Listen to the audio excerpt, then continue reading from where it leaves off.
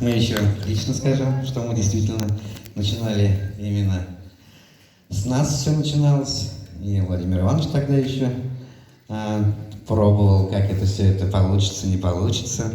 Потому что было дело новое. Мужское пение практически уже как бы пропало. И было не так уж легко было все это делать. Но пробовали, напробовались. Потом пошли победы, потом пошли страны другие. Проехали практически всю Европу, не говоря о России. Поэтому как-то, в общем, проект получился удачным, очень интересным. А что касается нашего учителя, то мы до сих пор учимся у него, благодарны ему. Каждый из нас по-своему.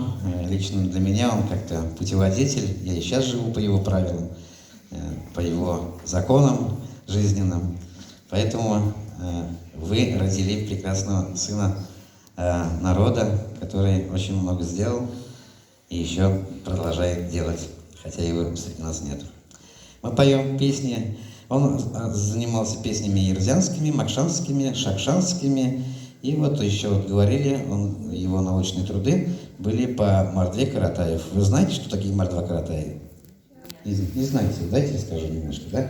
А то говорим. Мордва Каратаи это находится в Калужско-Устюжском районе Татарской ССР. Это село Мордовский Каратаи.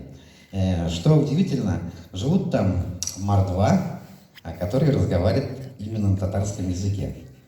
Язык они взяли полностью татарский, а себя, как бы показывают, что они мордва. Они в паспорте пишут мордвин, а говорить по-мордовски не умеют.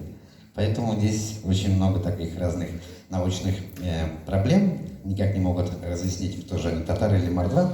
Но все-таки больше так преклоняется то, что идет момент такой, что все-таки они мордва.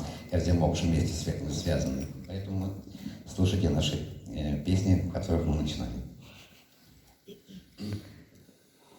Коса